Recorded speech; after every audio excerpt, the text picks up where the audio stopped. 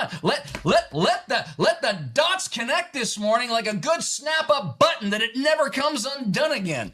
Yep. I will rescue you from every hidden trap of the enemy.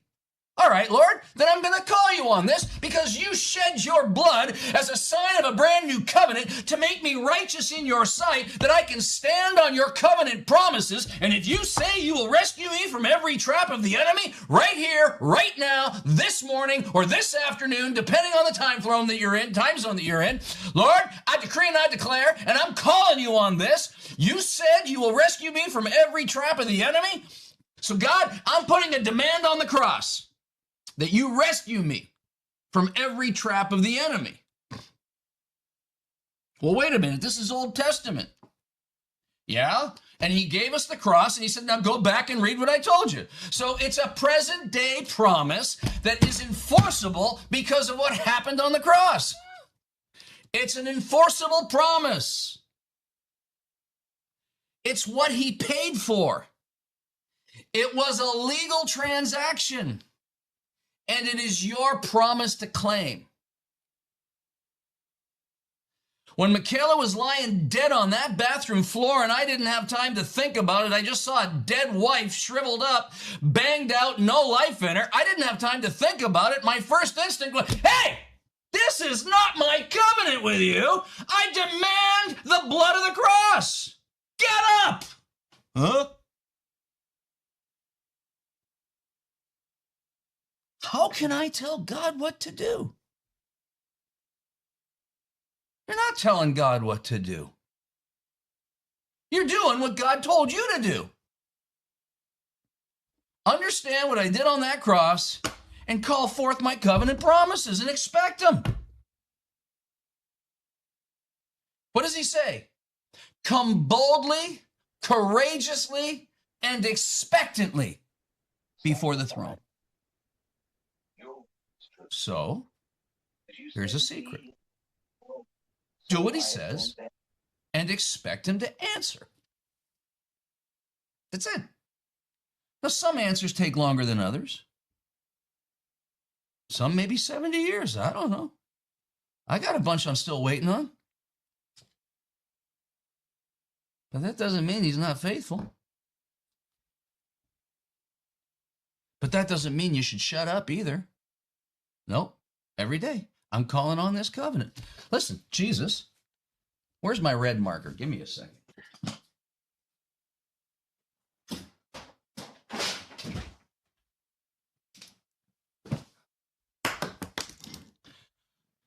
When we take communion, there's been the odd time.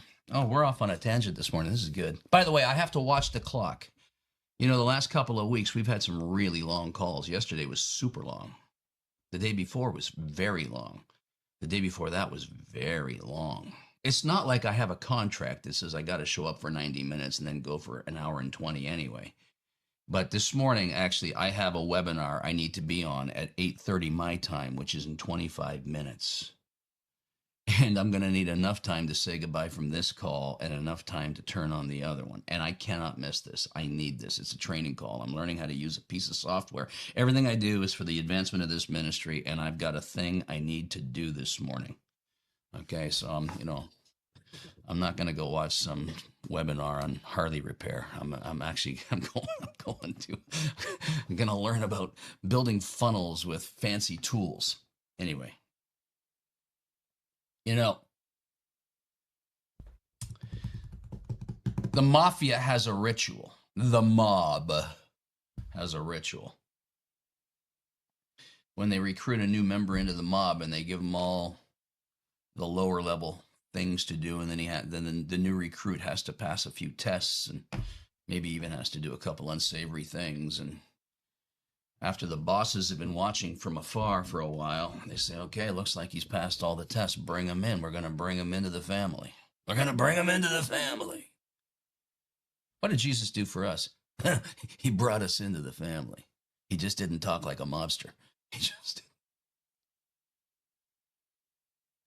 So they bring him in. We're going to bring him into the family.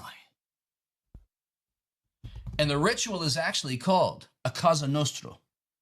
which means this little thing amongst us. It's not for the outside world. We're bringing you in. And the mob boss sits and oversees the proceeding in a darkly lit room. And the member of the family that has brought in the new recruit, they go through a ritual where they cut a covenant. They literally cut a covenant. And the one that did the recruiting takes a knife and slices his hand and drips his blood into a glass. And the one that's being recruited and having been approved for family membership, he cuts his hand and drips his blood into the glass.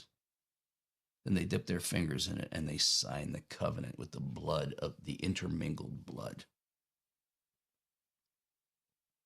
And then the mob boss speaks and says, from this day forward, everything of you is ours. We're family now. You're outside family. They're not your family. We're your family. And if anything comes against you, or if anyone comes against you, the entire familia comes against it. But if anything comes against the familia, now as a member, everything that is yours is ours.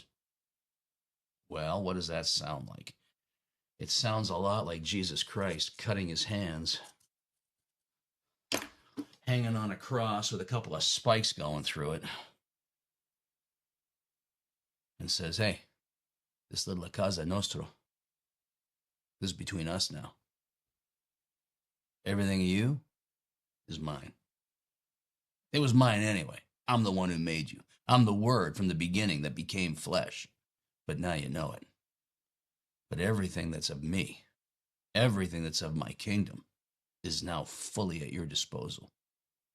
And too many Christians are walking around limping and beat up in fear because they don't understand the power of this covenant.